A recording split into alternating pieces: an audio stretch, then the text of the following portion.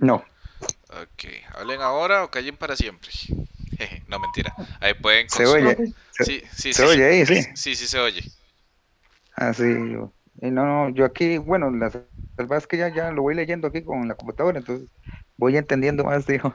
Que sí, no, es que no es lo mismo tener esto que ir escuchando a alguien mientras lo va narrando y va explicando con palabras un poquito más sencillas, ¿verdad?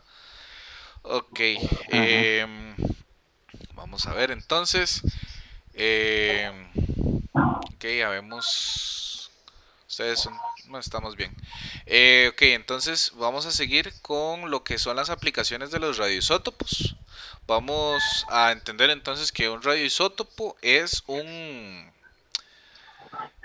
elemento que es radioactivo, pero que a su vez es isótopo de otros elementos. ¿Qué quiere decir esto? Que tiene el mismo número de protones que otros elementos, pero su número másico y su número de neutrones es diferente. Vamos a ver.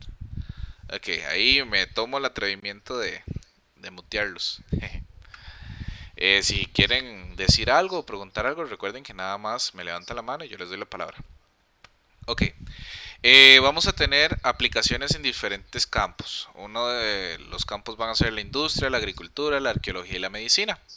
Hay que tener muy claro cuáles son las aplicaciones en cada uno de ellos. Evidentemente, conforme las vamos viendo, vamos identificando fácilmente cuál pertenece a cuál. Por ejemplo, en la industria, perdón, se utiliza para medidas de densidad de materiales y medidas de espesores, como el níquel 63 y el estroncio 60. ¿Qué quiere decir esto?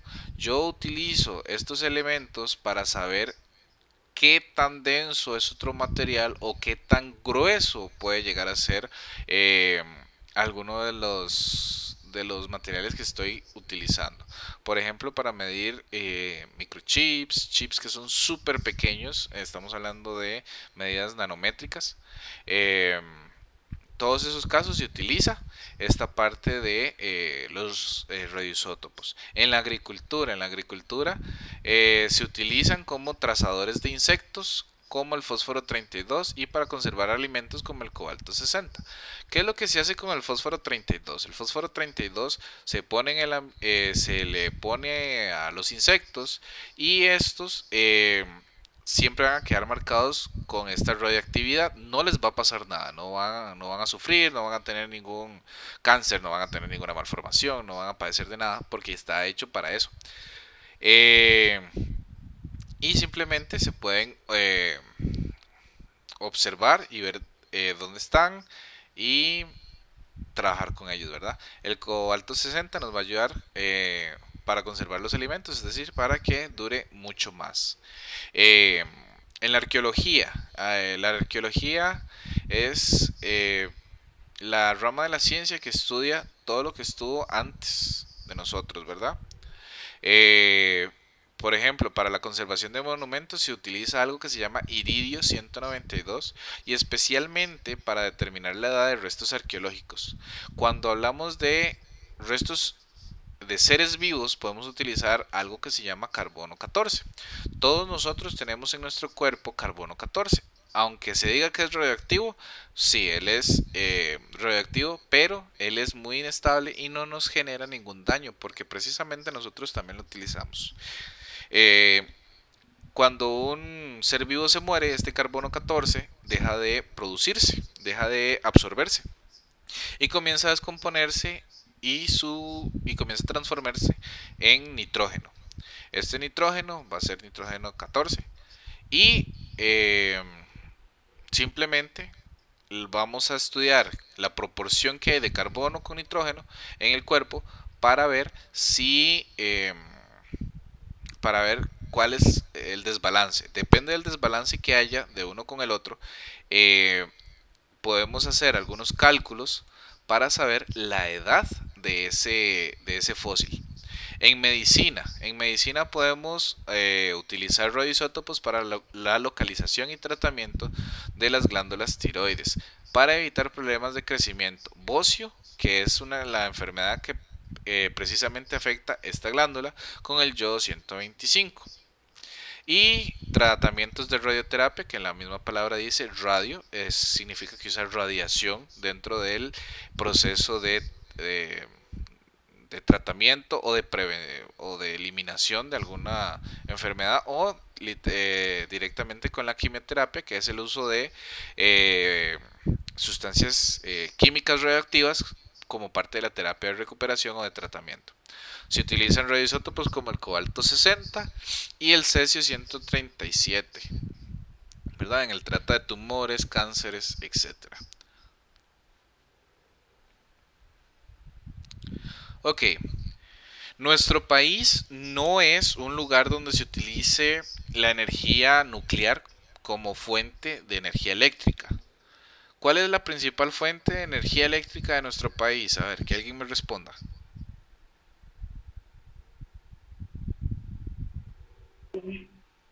Y las represas, profe. Las Las represas, represas. Las represas hidroeléctricas, muy bien. Más del 80% de la electricidad de nuestro país se genera a partir de la energía de las represas o energía hidroeléctrica. No es como en otros países que tienen centrales sí, térmicas, que lo que hacen es quemar gas, quemar combustible para producir energía. Hay otros países donde lo que se tiene es una central nuclear. No sé si ustedes han visto Los Simpson. En Los Simpson está la central nuclear así en el fondo de Springfield allá. Y está el señor Burns y es el que controla todo, el que les vende la electricidad. Y a partir de pequeñas barras de uranio que salen en los en, en el intro de la misma serie, aunque no es así como se ve cuando se ve el uranio enriquecido, son pequeñas varillas como de este tamaño, no más grandes que un pulgar, todas metidas dentro de otra varilla más grande, apiladas, y se ponen para que ellas emitan su radiación. Esta radiación va a generar cierto calor, ese calor va a calentar un agua, esa agua se va a evaporar, va a mover unas turbinas y esas turbinas son las que van a producir energía eléctrica. Es muy parecido en funcionamiento a cómo funciona la hidroeléctrica. Se hace pasar el agua mueve las turbinas y se genera electricidad. En el caso de nosotros, la diferencia es una. Nosotros utilizamos la fuerza de gravedad con el agua. Ellos, países nucleares, utilizan la capacidad que tiene este material para generar agua. Para generar vapor de agua y que muevan las turbinas que generan la electricidad. Bueno, los reactores de las centrales nucleares donde se genera energía por la fusión, ahí es, sí, por la fisión de átomos de los combustibles como el uranio enriquecido, están diseñadas para soportar el calor que generan estas reacciones mediante un sistema de refrigeración con agua. Por eso estas plantas siempre están construidas cerca de ríos o cerca del mar. Ustedes nunca van a ver una planta nuclear lejos de un río, de un lago o del mar. El principal uso que se le da actualmente a la energía nuclear es el de la generación de energía eléctrica. Las centrales nucleares son las instalaciones encargadas de este proceso y prácticamente todas las centrales nucleares en producción producen la fisión nuclear, ya que la fusión actualmente es inviable a pesar de que es un proceso que está en desarrollo. Imagínense que el proceso de fusión nuclear es el proceso que nos mantiene a nosotros con vida. ¿Qué quiere decir esto? Este proceso se lleva a cabo en las estrellas y nuestra estrella es el Sol. El Sol, mediante fusión, a partir de hidrógeno lo transforma en helio y esa reacción genera todos los tipos de radiaciones que llegan al sistema solar. Y dentro de esas radiaciones hace que la Tierra esté con una temperatura bonita para la vida y que pueda estabilizarse, ¿verdad? Si no estuviera el Sol haciendo la fusión, posiblemente nuestro planeta no podría tener o albergar la vida. Eh, El funcionamiento de una central nuclear es idéntico al de una central térmica que funciona con carbón, petróleo o gas, excepto que en lugar de proporcionar energía calórica en el agua para convertirla en vapor, se utiliza material radioactivo. En el caso de los reactores nucleares, este calor se obtiene mediante la reacción de fisión nuclear de los átomos del combustible nuclear, mientras que en las otras centrales térmicas se obtiene energía mediante la quema de uno o varios combustibles fósiles. Eh, Esto es difícil de imaginarlo en nuestro país, ya que si hay una, es mucho, pero hasta donde yo sé no tenemos centrales térmicas. Lo que tenemos son centrales hidroeléctricas, es decir, nosotros no quemamos nada para producir electricidad, más bien aprovechamos los recursos que tenemos. Ok, a nivel mundial, el 90% de los reactores nucleares de potencia, es decir, los reactores destinados a la producción de energía eléctrica son reactores de agua ligera. Para hacer funcionar una central nuclear se dispone de una gran variedad de tipos de reactores nucleares. Sin embargo, todos los tipos de reactores nucleares tienen el mismo objetivo: utilizar el calor de las reacciones de fisión para accionar las turbinas que van a generar la electricidad. Es decir, no importa de cómo sea mi planta nuclear, todas funcionan en pos de calentar agua mediante la reacción de fisión para que ésta se evapore, viaje por unas tuberías, en esas tuberías mueva unas turbinas y esas turbinas generen la energía eléctrica necesaria para administrar a una ciudad, eh, a una ciudad, a varias ciudades o a donde sea que se quiera llevar. En nuestro país eso se hace, pero no con centrales nucleares, sino con centrales hidroeléctricas, con molinos de viento, etcétera. Por eso nosotros tenemos grandes admiradores, por decirlo así, en el mundo de la educación ambiental. Ok, ¿cuáles son los efectos negativos de la radiactividad? Algunos problemas que se derivan del uso de la energía nuclear son el calentamiento global, la contaminación ambiental y térmica, las mutaciones y los seres vivos y problemas de origen bélico. ¿Qué significa esto? La guerra, como la creación de bombas atómicas para destruir un lugar determinado. Ok, vamos viendo uno por uno. El calentamiento global, ¿por qué? Este se debe a que las centrales nucleares lo que liberan es vapor de agua y el vapor de agua es un gas de efecto invernadero, por lo tanto lugares cerca van a sentir un incremento en la humedad pero en el aire caliente. Gracias a eso la temperatura cercana va a poder aumentar. La central nuclear necesita agua para estarse enfriando, por lo tanto, necesita agua fría que entre, pero cuando la devuelve a los ríos, la devuelve caliente. Nada más, solo caliente. Sin embargo, cuando se devuelve caliente, los animales que viven en el agua la pueden pasar mal. ¿Por qué? Porque los animales están hechos para vivir en aguas medianamente de tibias para frías. Si se da algún tipo de escape de material, se van a producir mutaciones o se van a poder producir riesgos en los seres vivos. El accidente de Chernobyl ha hecho que en esta zona sea imposible habitar, al punto de que hace pocos años, creo que de un par o 2, 3, 4 años, no sé ahorita cuántos son los años exactos, se tuvo que arreglar el domo que cubría la central de Chernobyl. ¿Qué fue lo que sucedió? Ocurrió una explosión de material radioactivo y se contaminó una gran zona con el material. Esto hizo que gran parte del terreno fuera inhabitable, se contaminara, el agua estuviera contaminada. Las personas que ayudaron a cerrar el reactor que se destruyó murieron en el lugar, eh, dieron sus vidas en pos de salvar a todos los que estaban ahí, ¿verdad? Y obviamente lo más terrible que le ha ocurrido al planeta o a la humanidad, desde mi punto de vista, han sido las dos bombas atómicas en Hiroshima y Nagasaki el 6 y el 9 de agosto de 1945, donde se atacaron dos ciudades que no tenían ni ejército, ni estaban planeando nada. Simplemente fueron dos ataques para hacer que uno de los países que estaba en guerra desistiera de seguir en guerra. Se amenazó con una tercera bomba y cuando se amenazó con esta ya el emperador japonés se rindió y la Segunda Guerra Mundial acabó.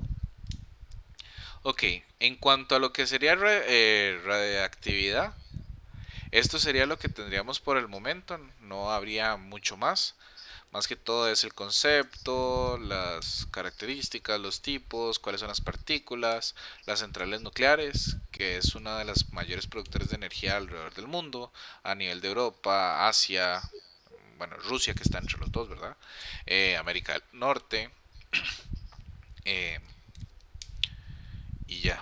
No sé si les queda alguna duda con lo que hemos visto el día de hoy.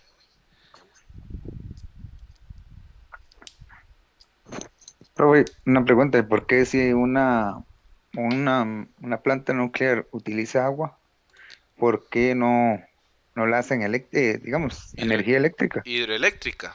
O ¿Por qué sea, sí, utilizar el agua. hidroeléctrica, sí? Ok, primero porque el agua lo que se utiliza es para mantener fríos los reactores. Las temperaturas que se desarrollan dentro de una dentro de una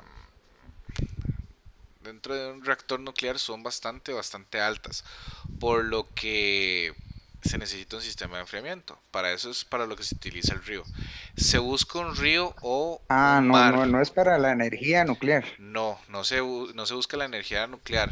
Ahí lo que Ah, se ya. aprovecha, digamos, es, hagamos de cuenta que nosotros tenemos una olla, una piscina. Ahí ponemos nuestro Ujú, material sí. nuclear y ese material nuclear está muy caliente. Al estar tan caliente o al liberar tanta Ujú, energía, esa agua se evapora muy rápidamente, se lleva por unas turbinas y ese vapor es el que mueve las turbinas. Una vez que ya se ha utilizado el agua tanto para enfriar el reactor como para que ande por las turbinas generando la electricidad, se devuelve. Esa agua usualmente, en muy buena teoría, vuelve limpia, sin ninguna contaminación o sin ninguna sustancia extraña. Pero sí eh, con vuelve caliente y ya el hecho de que vuelva caliente hace que haya un tipo de contaminación que es contaminación térmica al agua y eso es sumamente perjudicial para los animalitos y seres vivos que viven en los ríos, lagos o de donde se saque el agua. Mucho más si es cerca del mar, ¿verdad? ujú, Ok. ya, ya. No sé si tienen alguna otra duda, alguna consulta.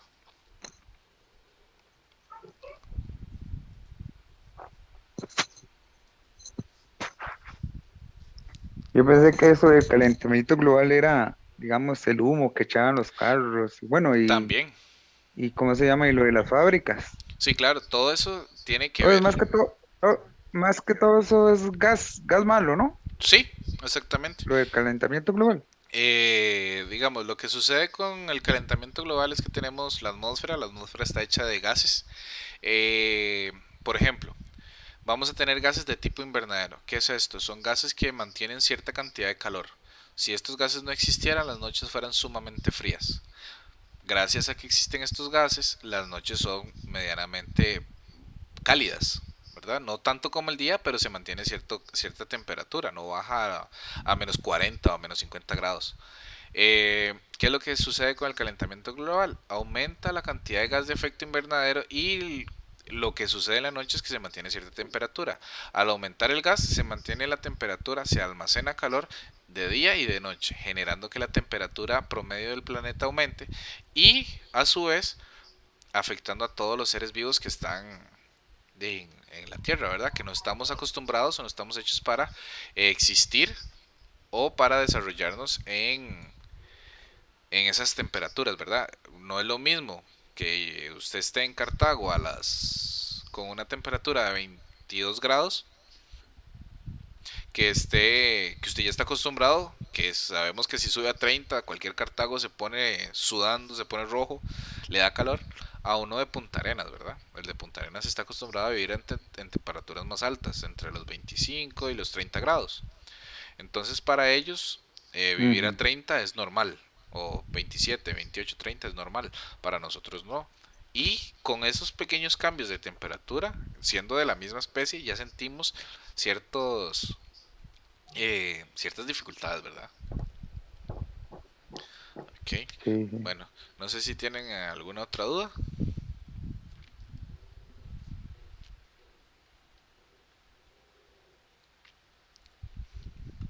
Y yo creo que no. Voy a repasar eso sí. Ok. Entonces, oiga, yo tenía